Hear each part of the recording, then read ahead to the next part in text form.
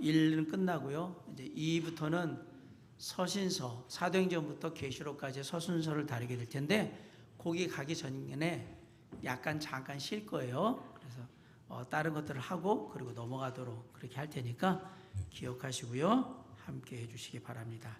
자, 신약일 예수님의 생애와 행적 50단계에 오늘은 세 번째, 유다가 배반을 모의함. 네.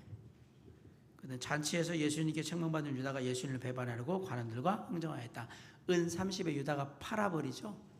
아시겠지만 이 앞에 그 향유를 부은 옥합을 깨뜨린 그 사건에 이거 돈 낭비다라고 얘기했던 제자, 그 중에 하나가 누구였습니까? 가롯 유다였거든요. 이 가롯 유다는 어찌 보면 돈에는 되게 민감한 사람이었다라는 사실을 알게 되고요.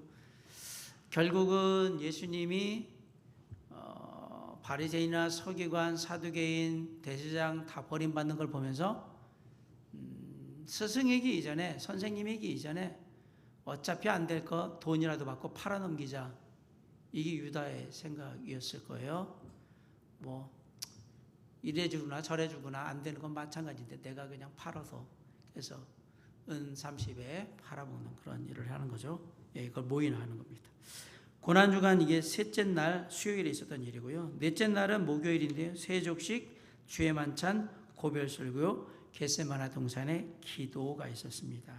제자들과 유월절 식사를 하죠. 예수님께서 유월절 식사를 하면서 얘기를 하는데 그들의 질투를 꾸짖으셨다라는 말이 나옵니다. 여러분 성경에 누가복음 22장을 한번 좀 펴주세요. 누가복음, 신약에 134페이지 정도 되는 누가복음 22장.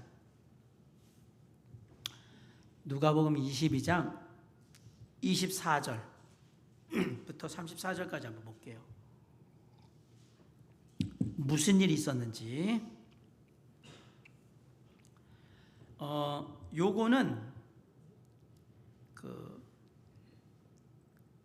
주의 만찬 다음에 있었던 일입니다. 주의 만찬 다음에 얘기를 해요. 24절부터 34절까지 교독을 할 때 제가 먼저 읽고 여러분이 한 절 읽고, 또 그들 사이에 그중 누가 크냐 하는 다툼이 난지라. 25절,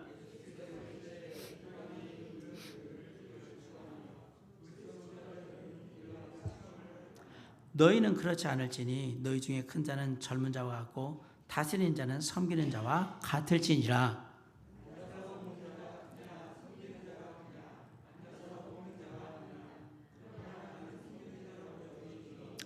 너희는 나의 모든 시험 중에 항상 나와 함께한 자들인즉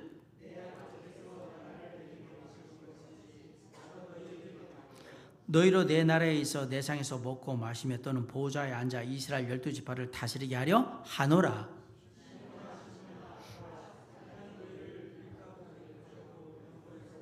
그러나 내가 너를 위하여 네 믿음이 떨어지지 않기를 기도하노니 너는 돌이킨 후에 네 형제를 굳게 하라.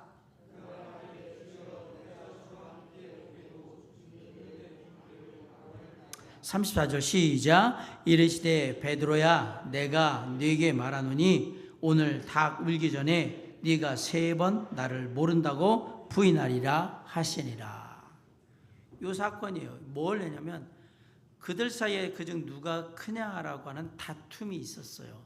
그러니까 여기 오기 전에, 최후의 만찬하러 오기 전에 길에서 그런 일이 벌어진 거 오면서 네가 너는 아니다, 내가 더 크다만. 예수님의 말씀은 누가 가장 큰 자라는 얘기입니까? 섬기는 자. 지난 주일날 제가 설교하면서 그랬잖아요. 겸손한 자는 섬기는 자입니다 그랬는데 예수님은 뭐라고 얘기냐면 섬기는 자가 가장 하나님의 나라에서 큰 자다. 천국에서 가장 큰 자가 되기를 원하십니까? 그러시면 섬기면 됩니다. 재밌어요. 그냥 섬기는 자가 가장 큰 자라고, 겸손한 자가 가장 큰 자, 이 얘기를 하는 거예요. 아, 그렇구나. 섬기는 자가 가장 큰 자입니다. 하나님께서는 그러기 위해서 왔다라고, 나는 섬기려 온 거예요. 인자에 온 것은 섬김을 받으려고 온 게 아니고 도리어 섬기려고 왔다. 그리고 많은 사람들을 위하여 당신의 목숨을 대속물, 그러니까 제물로 드리기를 원해서 그렇게 오셨다라고 딱 얘기를 하거든요. 자, 제자들의 다툼에 대해서 큰 자라고 얘기할 때 그 큰 자는 누구냐? 사람들은 교회에서 뭔가 좀 많이 한 사람을 큰 자라고 생각하는데 주님은 그게 아니라 섬기는 자가 큰 자다라고 얘기를 한 거예요. 많이 섬겨라. 그럼 네가 제일 큰 자야. 이렇게 얘기한 거예요. 앞으로 한번 보겠습니다. 누가 제일 큰 자가 될지. 예, 뭐 간단합니다. 열심히 섬기시면 돼요. 열심히 섬기는 자로 죽을 때까지 살다가 보면 언젠가 주님 나라에 가서 네가 큰 자다라고 인정해 주시겠죠. 도림 성서 침례교에서 네가 제일 큰 자야 라고 주님이 얘기하신다면 그 얘기는 곧 네가 가장 많이 섬기는 자였다 라고. 누군가의 이렇게 묘비명에 하나님의 몸 된 교회에서 열심히 섬기다 가다 뭐 이런 거 쓰면 좋을 것 같아요. 그렇죠? 그런 거 이렇게 쓰면 죽을 때 유언하세요. 자식들한테 나 그렇게 하도록 열심히 섬기고 갈 테니까 그렇게 써주라고 하든지. 네, 그렇게 하는 것도 좋은 것 같다는 생각이 들었습니다.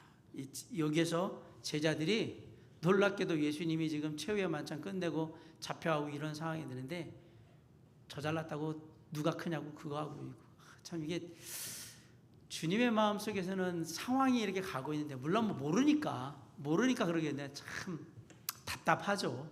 그죠? 지금 그런 걸 따질 때가 아닌데 분위기 파악을 못하고 이런 거죠. 5. 제자들의 발을 씻기심. 요한복음 14장 1절로 20절에 보면 유월절 만찬 중에 예수님께서 제자들의 발을 씻기셨어요. 이때 베드로에게 발 씻기는 것과 목욕하는 것을 비유하시면서 신자의 매일의 삶에서의 회개와 불신자의 구원에 대해 말씀하셨다. 그리고 참 여기 앞에 섬기는 자 얘기할 때 베드로가 갑자기 예수님이 뭐 얘기했냐면 여기 시몬아 그랬어요. 시몬 베드로죠. 베드로한테 그러면서 뭐라고 그러냐면 보라 사탄이 너희를 밀가루 타려고 요구하였으나. 놀랍게도 예수님이 베드로를 시몬아 이렇게 불렀서는 인간적인 모습을 보이는 인간적인 연약함이나 그런 것을 모습을 볼 때는 시몬아 이렇게 보이고요. 하나님의 자녀로서 제자로서 그리스도를 따르는 자로서의 뭔가 삶의 뭔가를 얘기하려고 할 때는 베드로야 이렇게 이렇게 표현을 그렇게 똑같은 사람인데 여기서도 보면 베드로야 이렇게 하잖아요. 네가 이렇게 할 거다라고 얘기를 하잖아요. 그 의미가 느낌이 좀 다르게 불러요. 시몬아 그러더니 베드로야 이렇게 딱 부르는 것은 그런 느낌의 차이가 있다라는 것들을 한번 생각하면서 근데 시몬을 갑자기 막 제자들이 너희들이 그렇게 섬기는 자가 되면 하나님의 나라에서 다스리는 자가 될 거예요 막 그랬다가 갑자기 베드로 얘기하면 듣는 베드로 기분이 나쁘겠죠. 뭐라고 얘기했냐면 보라 사탄이 너희를 밀가루로 탄다고 누가복음 22장 31절에서 요구했다. 이게 뭐냐면 사탄이 계속해서 너를 유혹할 거다. 그러나 내가 너를 위하여 네 믿음이 떨어지지 않기를 기도하였노니 너는 돌이킨 후에 네 형제를 굳게 하라. 여기 중요한 표현이 나옵니다. 너는 돌이킨 후에. 돌이켰다라는 얘기는 돌아왔다는 얘기죠. 그렇잖아요? 그러면 바꿔 얘기하면 돌이켜야 될 만한 짓을 했다라는 얘기잖아요. 예수님이 이미 예언을 하셨어요. 넌 돌이킨 후에 네 형제들을 굳게 하라. 쉽게 말하면 네가 잘못한 거를 돌이킨 후에 그 다음에는 다른 형제들 잘 돌보라고 얘기를 했어요. 베드로에게 있어서 지금 이 이후에 가장 잘못한 것은 예수님을 3번 부인하는 사건이죠. 그러면서 얘기한 거예요. 근데 그걸 모르고 베드로가 뭐라고 그러냐면 주여 내가 주와 함께 오게도 죽는데도 가기를 각오하였나이다. 허세는 누가 못 부려요. 베드로는 앞으로 상황이 어떻게 될지는 생각을 안 하죠. 안 하는데 지금 제자들 앞에서 너 조심해야 돼. 너 사탄한테 마귀한테 넘어가가지고 너 잘못될 거야. 그러면 주님 창피하게 그리고 왜 나예요? 이 제자들 많은데 왜 나를 자꾸 그러세요? 저는 안 그래요. 이런 억울한 심정을 강력하게 표현한 거예요. 제가 주님 옥에 가면 저 옥에 따라갈 거고요. 주님 죽으시면 저 따라갈 거예요. 죽을 거예요. 옥에 갔습니까? 죽었습니까? 나중엔 죽었어요. 그러나 안 했어요. 뭐 말로는 뭔 짓을 못합니까? 뭐 우주라도 가고 별이라도 따다 주지. 베드로는 주님이 그렇게 했을 때 차라리 그냥 조용히 와서 주님 뭐 때문에 저한테 그 얘기를 하셨습니까? 차라리 묻든지 해야 되는데 그거보다 사람들 앞에도 놓고 나를 망신 준 거라고 생각해요. 제가 누군데요? 저 베드로예요. 한 성질하는 사람입니다. 한다면 합니다. 그게 뭐라고요? 성질 그대로 얘기를 하잖아요. 옥에 갇히시면 저 목에 따라갈 겁니다. 죽으시면 저도 죽음으로 같이 갈 겁니다. 죽는 데에도 가기를 각오하오. 그 패기가 막 주님이 되게 격려가 됐겠어요? 한심하다고 생각하겠죠. 뭐라고 얘기해요? 베드로야, 내가 네게 말하노니 오늘 닭 울기 전에 네가 3번 나를 모른다고. 닭 울기 전에는 너 새벽에 이제 닭 울거든. 저기 뭐 이스라엘 닭은 한밤중에 울고 우리나라 닭은 새벽 울고 그런 거 없어요. 닭들은 다 언제 울어요? 새벽에 울어요. 한낮에 막 울고 그러는 거 얘네들 정신 이상한 애들이에요. 닭은 그냥 새벽에 보통 울어요. 그러면 그때 온다고 생각하면 너 요 새벽까지, 지금 이제 저녁이 밤을 넘어가고 있으니까 이때가 시간 얼마 안 남아서 너 그때까지 갔을 때 나 그렇게 배신할 거야 라고 얘기를 하는 거거든요. 그리고 사실 그 뒤에 얘기는 베드로에 대한 다른 얘기는 없는데, 이 얘기를 들은 베드로는 과연 어떤 마음일까? 내가 이렇게까지 얘기했는데, 옥에도 따라가고 감옥에도 따라가고 내가 죽기까지 같이 갈 거라고 얘기했는데도 내가 그렇게 못 믿어오신가? 여러분이 베드로라고 한번 생각해 보세요. 지금 제자들 다 모여 있는 상황에서 얘기했어요. 베드로 딱 이름 부르면서 네가 그럴 거라고. 저 같으면 교회 안 다닐 것 같아. 기분 나빠서라도. 나를 이렇게 취급하는 예수님 나 안 따라다녀. 어떻게 사람들 앞에서 나를 이렇게 창피를 줘? 당연히 그럴 수 있는 거 아닙니까? 여러분이 베드로 입장이라고 생각을 해보세요. 진짜 이거 가기 싫어요. 진짜 뭐 따라간다고 해도 그냥 여기서 그냥 투닥투닥투닥 거리면서 막 나를 뭘로 보고 주님 지금 나를 이렇게밖에 못 보시는 거야? 기분 나쁘네. 내가 진짜 안 그런다고 그랬는데 나한테 이렇게까지 얘기하면서 뭐 내일 닭울 때까지 3번 부인한다고 내가 뭘 했다라고 막 얘기하면서 저 억울하면 옆에 사람 잘 앉고 막 제대로 부르고 내가 그럴 사람 뭐 보이냐고 막 그렇겠죠. 안 그러겠습니까 이게? 근데 놀랍게도 우리가 아는 사건은 이 이후에 겟세마네 동산에서 예수님 가고 그럴 때 베드로는 또 졸고 앉아있고 베드로 야고보는 다 그러고 있는 거예요. 영적인 부분에 있어서 지금 예수님이 이 정도 얘기할 정도라면 주님이 사람들 앞에 대놓고 누군가를 이렇게 막 뭐랄까 좀 무안주거나 이런 치는 분이 아닌데 이랬으면 왜 나한테 이러지? 라고 좀 한번 물어보든지, 아니면 진짜 내가 어떻게 되나? 라고 좀 생각을 하든지, 그런 건 하나도 없어요. 왜? 사람은 감정이 앞서거든요. 말은 들었어. 기분은 나빠. 나머지 얘기는 하나도 안 들려요. 이건 베드로만 그럴까요? 저나 여러분은 다 그래요. 말씀이 그 자시고 기분 나쁜데 뭘 기분 나빠. 베드로를 욕할 일이 아니에요. 우리가 그러고 있으니까. 기분 나쁘면 하나님의 말씀이든 뭐 충고든 좋아, 다 필요 없어. 기분 나빠 죽겠는데. 그 한국 사람들은 얘기하다가 맞긴 맞는데 제가 기분 나쁘게 말하잖아. 그 얘기 뭐예요? 그 내용이 맞아도 옳아도 내가 기분 안 나빠서 안 하겠다 이 얘기잖아요. 비록 기분은 나쁘지만 저 말이 모르니까 저것대로 해야 될 것 같아. 이러면 좋지만 한국 사람들은 거의 다 반대예요. 맞긴 맞는데 기분 나빠. 그래서 한국 사람들은 정적으로 모든 것, 감정적으로 모든 것을 판단하기 때문에 그런 일. 서양적인 사고는 기분은 나쁜데 맞는 말이니까 그냥 따라가야 돼 이런 식이거든요.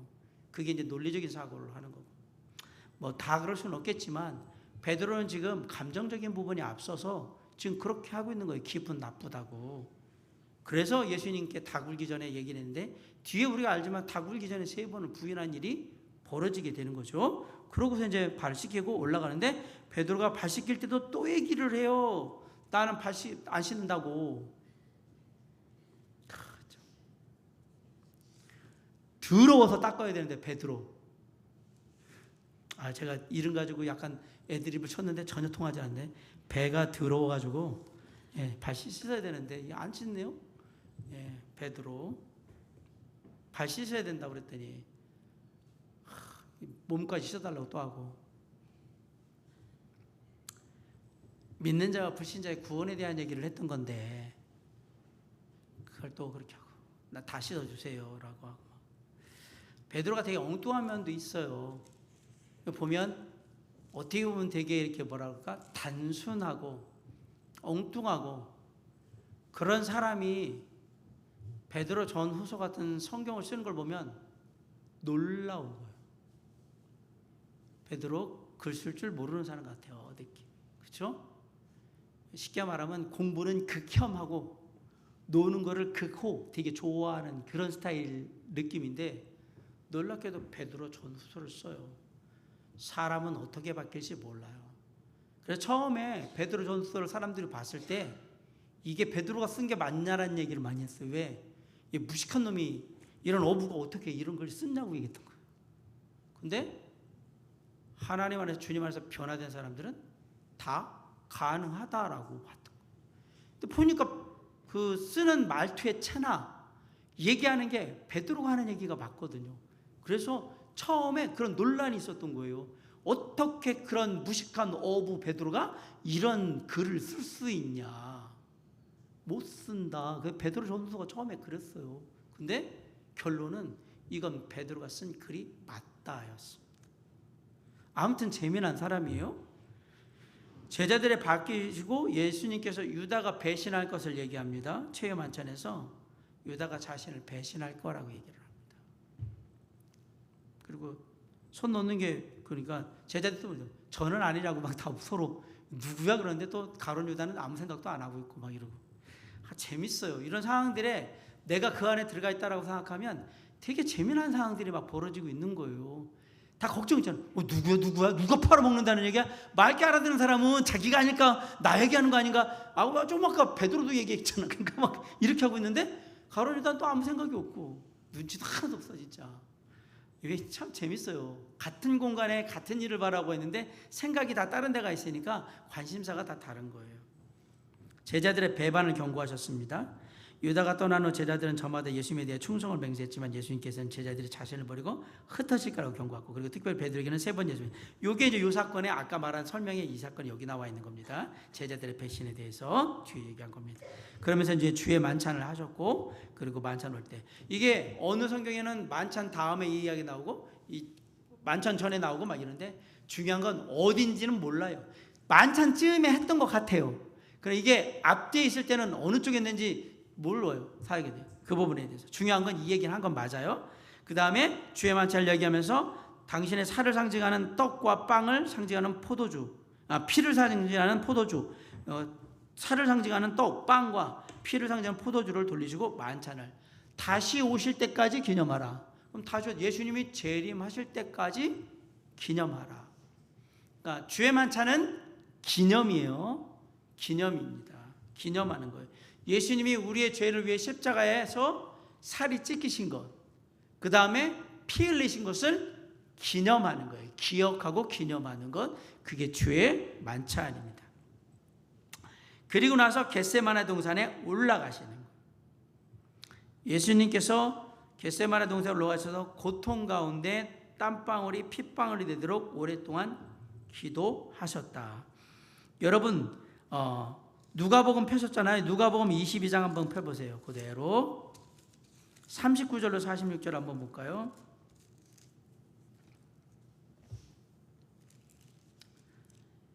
자.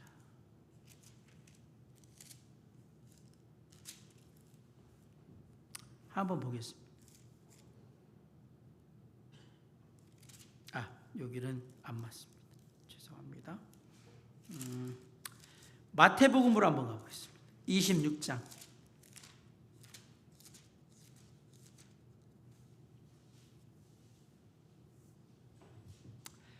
마태복음 26장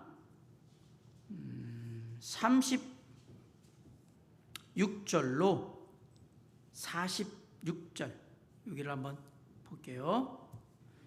우리 제가 먼저 읽겠습니다. 36절. 이에 예수께서 제자들과 함께 겟세마네라는 곳에 이르러 제자들에게 이르시되 내가 저기 가서 기도할 동안에 너희는 여기 앉아 있으라 하시고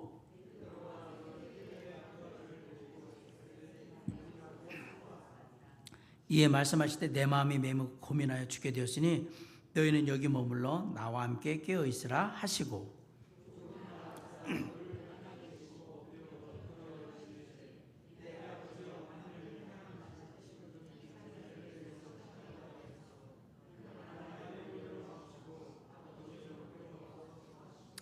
제자들에게 오사 그 자는 것을 보시고 베드로에게 말씀하시되 너희가 나와 함께 한 시간도 이렇게 깨어 있을 수 없더냐.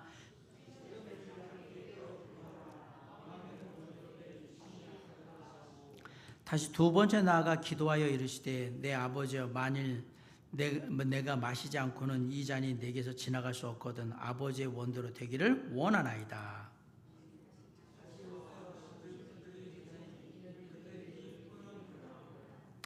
또 그들을 두시고 나아가 세 번째 같은 말씀으로 기도하신 후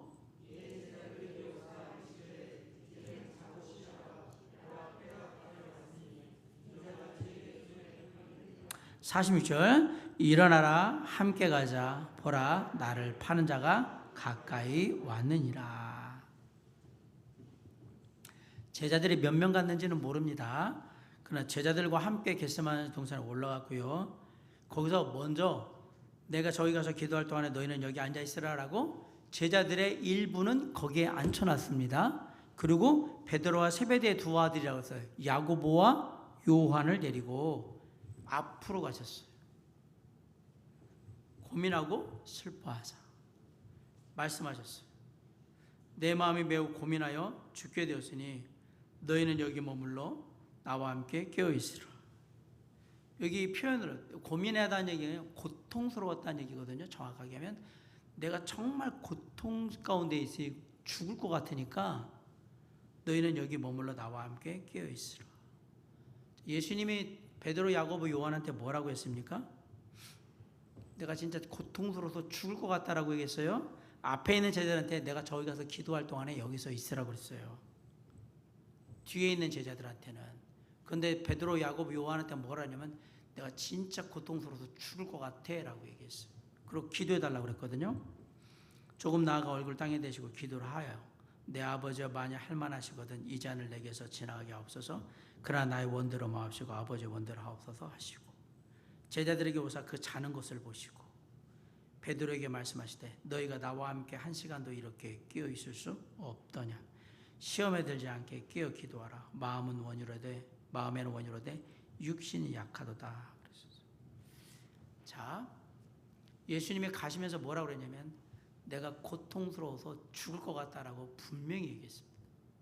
제자들은 그런데 베드로, 야고보, 요한은 자고 있었습니다. 잤다는 표현은 아마 거의 졸고 있었을 거예요. 그러니까 예수님이 깨어 있어야지 라고 했겠죠. 깨어 있어야지. 너희가 나와 함께 한 시간도 이렇게 깨어 있을 수 없더냐. 당연히 그렇죠. 나는 지금 고통스러워 죽을 것 같은데 얘네는 자고 있어요. 너무 극명하잖아요. 모습이. 잔다는 얘기는 좋은 쪽으로 얘기하면 되게 편안하고 그리고 근심 걱정 없다는 얘기인 거예요. 그런데 한쪽에서는 죽음의 고통 가운데서 괴로워하며 기도하고 계신 거예요. 너무 장면이 틀리잖아요. 그런데 거리는 얼마 안 떨어져 있어. 베드로와 야고보와 요한은 그나마 제자들 중에 우리가 뭐 말하는 수제자, 뭐 제일 괜찮은 사람들, 뭐 이렇게 얘기를 하는데 이들은 예수님의 고통 전혀 공감을 못 하고 있습니다. 그냥 앞에 먼저 있으라고 했던 제자처럼 너희도 여기 잠깐 있어라, 내가 기도하고 올게, 이랬다면 이 베드로와 야고보와 요한이 자고 있는 거, 졸고 있는 거 그럴 수 있다고 봅니다. 여러 가지 뭐 준비하고 오늘 뭐 체험 한찬 준비하고 여러 가지 막 하면서 그냥 여기저기 뛰어다니라고 힘들었나 보다라고 생각할 수 있어요. 근데 예수님이 뭐라고 하셨어요? 내가 고통스러워서 좀 죽게 됐으니까 기도해 달라고 했는데 그러고 있으면 예수님의 얘기가 전혀 안 와닿았다는 얘기잖아요. 그 상황이 멀리 떨어져 있는 게 아닙니다. 그냥 여기 보면 얼마 안 가, 조금 나가서 하라는 거 보면 그냥 한 이 정도 그냥 나가셔서 뭐 2, 3m 정도 나가셔서 있었던 느낌이에요. 그냥 조금 나가셨다고 했으니까 많이 나간 게 아니거든요. 그럼 어떻게 보면 좀 귀 기울여 들으면 예수님이 뭐라고 기도하는지 다 들을 수 있는 거리일 거예요. 아마 뭐 때문에 그러시지? 그리고 뭘 기도하시려고 그러지? 이렇게 하고 귀 기울여서 이렇게 하거나 그랬으면 들렸을 만하거나 아니요, 지금 뭐 잔 얘기도 하시고 십자가 얘기도 하시는 것 같고 뭐 죽음 얘기하시고 막 이럴 거라고 생각하는데 자고 있잖아요. 미리 얘기를 했는데도 불구하고 자고 있잖아요. 여러분은 이 제자들의 영적인 상태가 이상하다고 생각하지 않으십니까?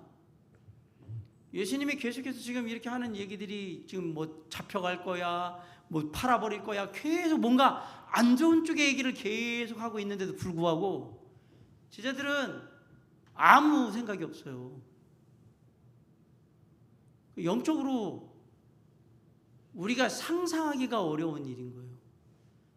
솔직히 이런 얘기 들으면 야, 최소한 나는 내가 여기 있었으면 이렇게는 안 하겠다. 이렇게까지 얘기하셨는데 거기 가서 졸고 앉아 있어? 이렇게 할 수 있을 만큼 너무 이상해 보이는 거예요. 그런데 성경은 뭐라고 얘기냐면 자고 있었다고 얘기해요. 깊이는 아니었겠지만 그냥 꼬박꼬박 졸면서 그러고 있었겠죠.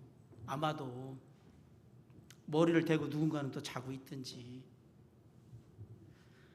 그리고 얘기를 했어요. 깨웠잖아요. 지금 시에베들장 깨어 기도하라. 마음에는 원이로되 육신이 네가 몸 피곤한 거 아는데 기도해달라고 했어요.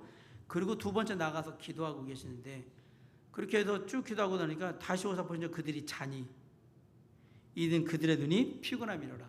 눈이 피곤하다는 얘기는 아마도 거의 이렇게 그냥 거의 비몽사몽간에 막 이러고 이 느낌은 무슨 느낌이냐면 얘기는 예수님 야 깨어 좀 있어 더 기도해 줘야 되는 거 아니야? 라고 처음에 와서 얘기하니까 주님이 그렇게까지 얘기했는데 어떻게 기도를 해야 되고 막 그러는데 눈이 완전히 맛이 간 거죠. 졸려가지고 그냥 눈꺼풀이 막 내려오는 거예요. 사실 천하장사 강호보다 훨씬 더 센 거 못 막는 게 뭐냐면 졸린 눈꺼풀은 들 수가 없어요. 그거 안 돼요. 그래서 고문 중에 제일 무서운 고민이 뭐냐면 잠을 안 재워주면 사람이 미쳐버립니다. 정신 이상해져 버립니다. 그게 제일 무서운 고민이에요. 안 재워버리세요. 안 재워버리거든요. 계속해서. 진짜로 무서운 거예요. 이게 여기 지금 되게 졸린가 봐. 눈이 그냥 잠겼어요. 피곤합니다. 그리고 그러니까 봐보세요. 두 번째 와서는 그들을 두시고 아무 말도 안 하세요. 그 얘기는 포기했다는 얘기잖아요. 말해봐야 안 된다는 걸 알기 때문에 포기했고 왔어요. 기도하시고 오셔서 이제는 자고 쉬어라. 근데 이거 자고 쉴 때가 아니에요. 왜? 조금 있으면 도망가야 돼. 그렇잖아요. 요거 예수님이 야 자고 너 이제 잘 가 그냥 쉬어. 그런데 그러면서 뭐라면 일어나 함께 가자. 왜? 가룟 유다가 팔아가지고 사람들이 오고 있거든. 이 겟세마네 사건을 저와 여러분의 관점에서 이렇게 볼 때와 예수님의 마음으로 바라볼 때 내가 거기 중에 뒤에 있던 제자나 베드로, 야고보, 요한 중에 한 사람이라고 생각했을 때 참 너무 미안하잖아요. 주님한테 너무 미안할 거예요. 그나마 깨어라도 기도하고 있었다가 잡혀간 거 보고 그러면 덜 미안할 텐데 굴 졸고 뒤비져 앉아있다가 그러고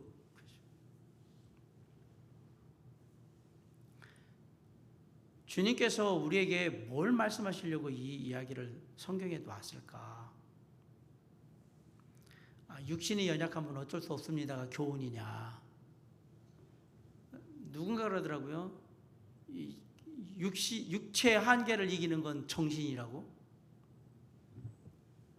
여기서 우리가 생각하는 것은 예수님의 마음에 그 모든 다 하고 있는 것들이 제자들에게는 계속 시간이 되면서 계속 얘기해 줌에도 불구하고 전혀 전달이 안 되고 있다는 얘기입니다. 왜 그랬을까? 이건 가장 큰 틀에서의 문제가 있습니다. 예수님이 예루살렘 입성했을 때 제자들의 생각은 뭐였어요? 이제 고생 끝, 행복 시작. 예수님이 이렇게 환영받으면서 들어가면 그래도 이 상태로 계속 유지만 하면 많은 사람들이 존경하고 있는 분이고, 그리고 나는 거기에 가장 가까운 제자이고, 이런 상태에서 이거 조금만 지나면 잘못해도 뭐 민중분계 일어나가지고 만약에 뭐 왕을 몰아내거나 그러면 진짜로 예수님이 왕이 될 수도 있는 상황. 나는 계속해서 거기에 제자로 남아있는 거고. 제자들의 삶 속에서 바라볼 때 예수님이 예루살렘에 입성하신 것은 절대 나쁜 일이 아닙니다. 그런데 예수님이 예루살렘에 입성하신 이유는 십자가에 달려 죽으시기 위해서 온 겁니다. 이 큰 틀에서 저는 제자들은 계속 거기에 빠져 있었기 때문에 다른 예수님의 얘기들이 거의 들리지도 않고, 그렇게 설마? 에이? 뭐 이런 식일 거라고 생각해요. 그러지 않으면 이 본문의 해석이 안 돼, 해석이. 그들은 자기들이 생각하는 예수님의 장밋빛 미래에 대한 것에 너무 집중해 있었다. 예수님은 피 흘림을 얘기하려고 하는 건데 얘네는 장밋빛인 거예요. 피빛이 아니라 장밋빛인 거예요. 분홍빛, 장밋. 그래서 이 모든 것들이 의외로 예수님이 얘기하시는 부분에도 불구하고 온전하게 전달이 되지 못했지 않았을까라는 게 그냥 제가 볼 때 이 상황 속에서의 그냥 해석이에요. 그러지 않는 한 너무 이상해요. 얘네는 왜 이렇게 말을 못 알아듣고 눈치도 없지? 근데 이들에게는 그게 되게 좋은 거예요. 겟세마네 동산에도 그냥 한밤중에 애들 기도하러 올라가시니까 또 기도하러 올라가시나 이렇게 생각했겠지. 여기가 잡히러 올라가시는구나, 막 죽을 때 앞서니까 막 내가 막 죽으려고 올라가시는구나, 이런 생각 안 했고 예수님이 일 마치시고 기도하러 많이 언덕으로 올라가셨단 말이에요. 그러니까 똑같이 그러시나 보다 이렇게 생각했을 가능성도 정말 높습니다. 그런데 예수님이 얘기하셨거든요. 이래서 기도하라고 한다. 야, 고통 속에 내가 죽을 것 같으니까 기도 좀 해둬라 얘기했는데도 불구하고 그게 안 오는 거예요. 나중에 제자들 만나면 한번 물어보세요. 왜 그때 그 얘기를 그렇게 못 알아두셨어요? 나는 성경 보니까 이거 이해하겠던데? 그건 우리가 성경을 보니까 얘기하는 거고, 한번 왜 그랬을까? 그러나 그런 부분에 있어서는 중요한 사실은 제 개인적인 추측이 아니더라도 제자들은 그걸 받아들이기는 전혀 다른 부분에서 받아들이고 있다라는 사실을 볼 때, 와, 정말 이게 하나님의 뜻이고 하나님의 일임에도 불구하고 때때로 우리가 생각하는 것에 너무 빠져 있으면, 내 것에 집중하거나 내 생각에 빠지면 하나님의 뜻과 하나님의 의도는 크게 중요하지 않게 되겠구나라는 생각을 하게 되는 거죠. 그게 제자들의 모습인 동시에 우리가 우리의 삶에서 보여주는 모습들 속에도 그런 모습들이 있지 않을까라고 생각을 해봅니다. 사랑하는 성도 여러분, 정말 어떤 순간이든 주님이 나와 함께 하실 때 우리가 집중해야 될 건 주님의 음성이며 주님의 뜻이란 사실을 기억하면서 오늘 제자들이 보였던 이런 모습들 속에서 우리가 교훈을 얻는다면 좀 더 영적으로 민감한 삶을 통해 하나님의 음성을 들을 줄 알고 하나님의 뜻을 이루어갈 줄 아는 그러한 우리의 모습이 되어야 되지 않겠나라는 생각을 갖게 됩니다.